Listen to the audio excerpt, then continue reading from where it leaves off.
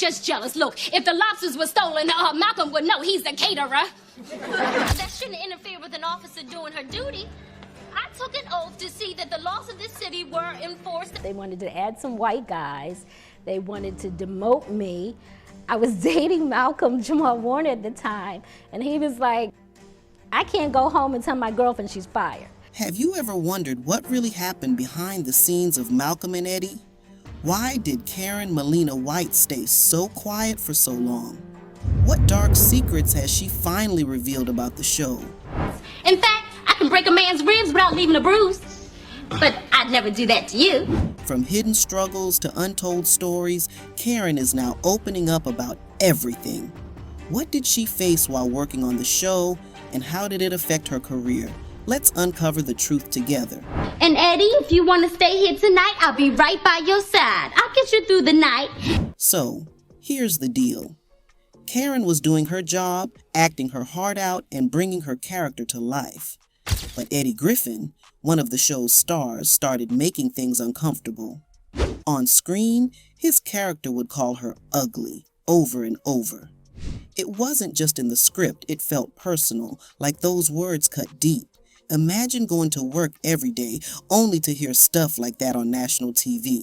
That's rough. Karen later admitted that those words hit her hard. It wasn't just acting. It felt real. She said it brought back feelings from her childhood, like being the little girl with the frizzy hair who didn't feel good enough.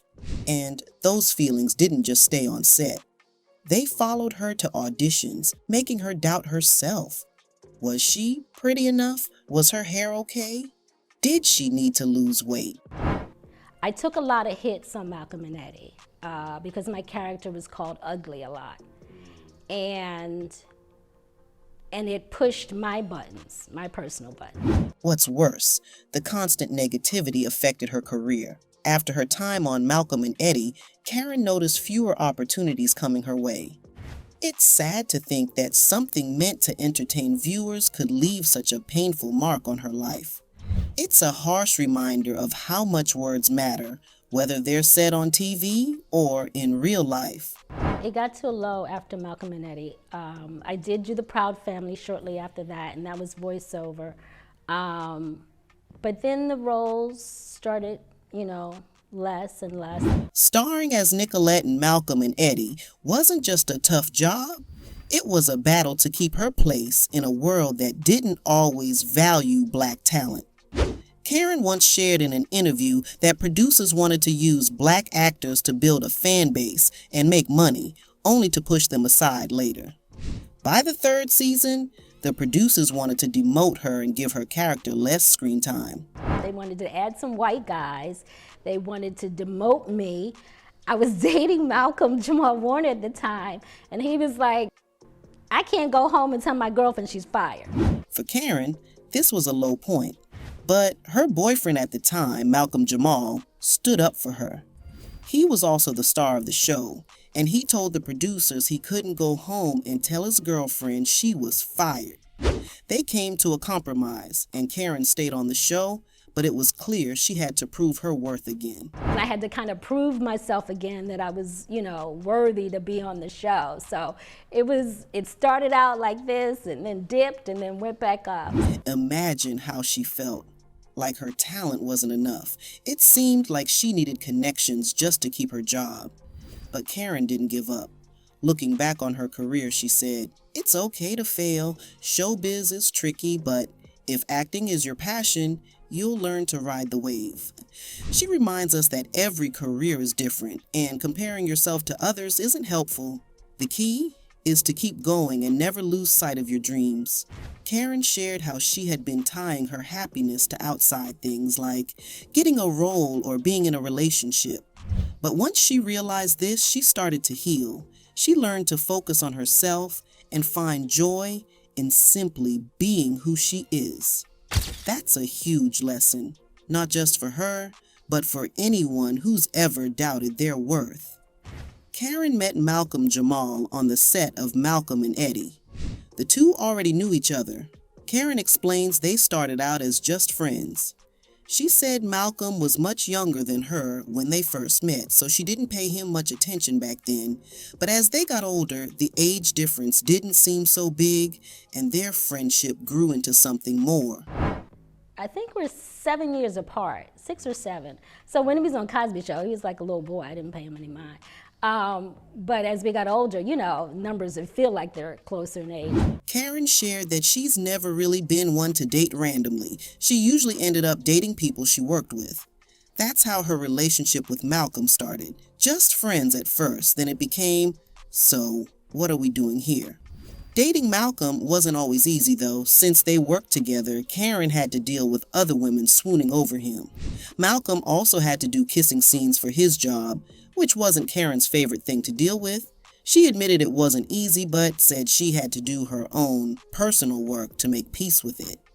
Interestingly, Malcolm once admitted he had a big crush on Lisa Bonet, who played his sister on The Cosby Show. Mom, you know what Dan's gonna do? He's gonna go down, he's gonna say like, one little scratch or wobble, and then he's gonna say no. Even at 14, he said he knew he had no chance with her, but it added a bit of drama to his love life.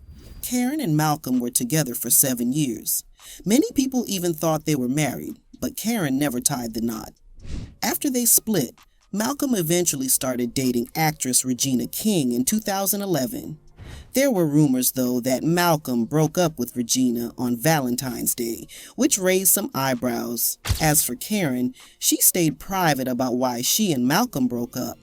She chose to focus on her career and personal life instead. Karen also practices Buddhism, which might have helped her stay calm during tough times. If you didn't know, Karen is also the voice behind Dejanay Jones in The Proud Family. Dejanay is that loud and bold character who can be both annoying and lovable. Some people liked her, while others weren't fans. In fact, there was even a petition with over 177,000 signatures calling for the show to be canceled.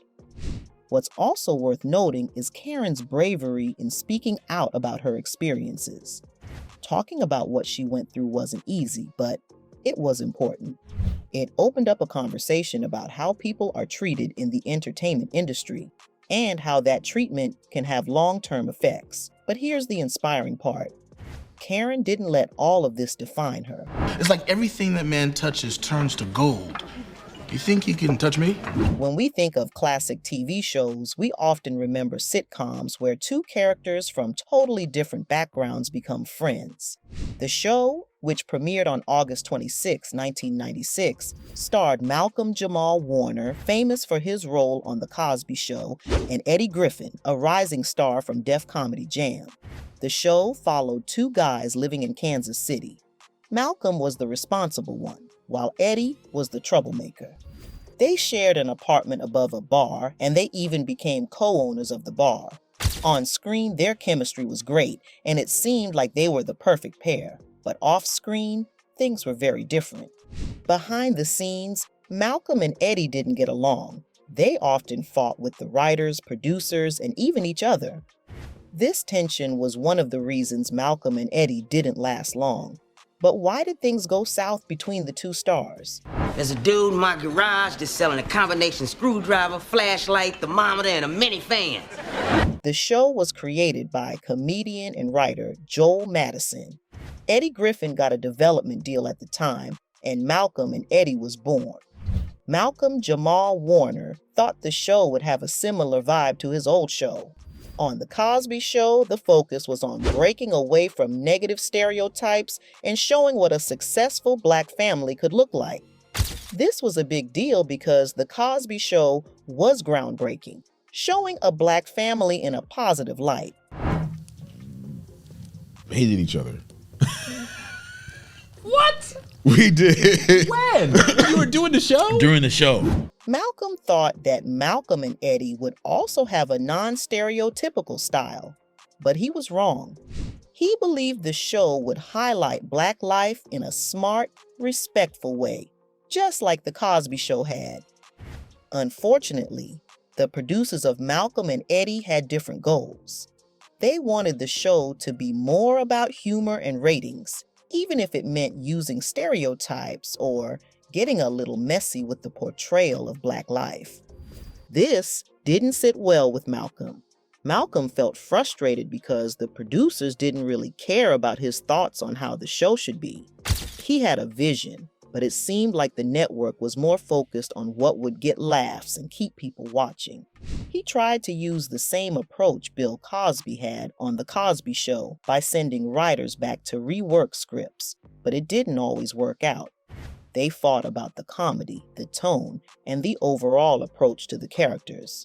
We came from two different schools of comedy. Okay. Right? Malcolm once revealed that working on the show was one of the hardest times in his life. Fans were surprised because the show was so funny on screen, but behind the scenes, it was a whole different story. Malcolm also opened up about his struggles working with Eddie Griffin, his co-star. They had very different ways of looking at life and comedy. Malcolm came from a background of clean, family-friendly humor, while Eddie's style was bold and edgy, often playing on stereotypes. This caused tension between the two. Malcolm admitted that while they weren't friends, they learned to respect each other and get the job done. The stress of working on the show led Malcolm to pick up a new hobby, playing bass guitar. He said, "I started playing bass in the first season because working with Eddie Griffin was stressing me out. Music became his way to escape the tough environment on set." Even the creator of the show, Joel Madison, left because of all the behind-the-scenes drama. He described it as the worst experience of his career. According to him, there were too many people trying to control the show, which made things chaotic. Eddie Griffin also had his struggles. In 2015, he told Vlad TV that he often disagreed with the show's writers. Out of 14 writers, only 2 were black. Eddie felt the white writers didn't understand what it was like to be a young black man. He said it was hard for them to write authentic stories. Despite the drama, Malcolm and Eddie managed to make the show work. Before each taping, they would come together, put their hands in a circle, and pray. Even though they had their differences, they pushed through to create a show that fans still remember today. 12 writers that have no idea what it is to be a young black male. So when table read comes, me and Malcolm got to tweak the script, but we ain't getting the writing credit. Eddie shared that he and Malcolm-Jamal had to make changes to the script on their own. They weren't even getting writing credit for their efforts. To make matters worse, Eddie said the scripts were not great, and he had to ad-lib, make up lines, just to keep the show going. All of this added stress to an already difficult work environment. So when I'm ad-libbing on the show to save this you understand me? You sending me doo-doo. Things reached a breaking point during rehearsals. Eddie suffered a heart attack right on set. He later admitted it wasn't just from stress, it was also due to his unhealthy habits. He would eat bacon sandwiches for breakfast and lunch, smoke cigarettes, and drink coffee all day. Eddie said, "I had no idea my arteries were clogged." During a dance rehearsal, he felt a sharp pain and struggled to breathe. Suddenly, he collapsed. For 1 minute and 20 seconds, Eddie was technically dead. Luckily, medics revived him with a defibrillator, jumper cables, and saved his life. After that, Eddie had surgery to unblock his artery. Even with all the behind-the-scenes drama, Malcolm and Eddie remained popular enough to last 4 seasons. The show was so loved that UPN planned a spin-off starring hip-hop artist Coolio. The new show was about a stay-at-home dad, Coolio, married to a dental hygienist. Malcolm-Jamal Warner was set to direct it. Sadly, the pilot episode wasn't picked up, and Malcolm and Eddie was canceled the following year due to low ratings. Despite the challenges on set and the battles with writers and producers, Malcolm and Eddie still holds a special place in fans' hearts. It was a sitcom filled with laughs, even if things behind the scenes weren't always funny. Fans continue to miss this classic show and the chemistry between Malcolm and Eddie on screen. Hey, don't be fooled, man. They shapeshift. Tim, a nurse played by Jamie C. Ritchie, filed a $5 million lawsuit against the producers of his TV show. He claimed he was unfairly fired after the third season and that the producers were responsible for hiring someone who had a history of violent behavior. According to Jamie, he had been given a 6-year contract in 1996 by Sony Pictures Entertainment, Columbia TriStar Television, and Montrose Productions. However, after speaking up about the bad work environment, he was let go. The lawsuit also accused the producers of hiring A.J. Johnson to work on the show, even though they knew A.J. had been fired from a previous job because of violent actions. A.J. was named in the lawsuit for physically attacking Jamie during filming. According to Jamie, A.J. was abusive towards him for weeks. In one particularly troubling incident in September 1997, Jamie said that A.J. hit him in the head with a chair, pointed a gun at him, and even threatened to kill him. Jamie's lawsuit said the producers were responsible for allowing this kind of behavior on set and for not protecting him from harm. Jamie's legal claim was a response to what he said was not just a breach of contract, but also a situation where the producers ignored his safety and allowed violence to happen. This lawsuit highlighted the serious issues Jamie faced while working on the show, and he sought justice for both his unfair firing and the abuse he endured. Sadly, Cardrich died July 28, 2000 from complications during gallbladder surgery at age 32.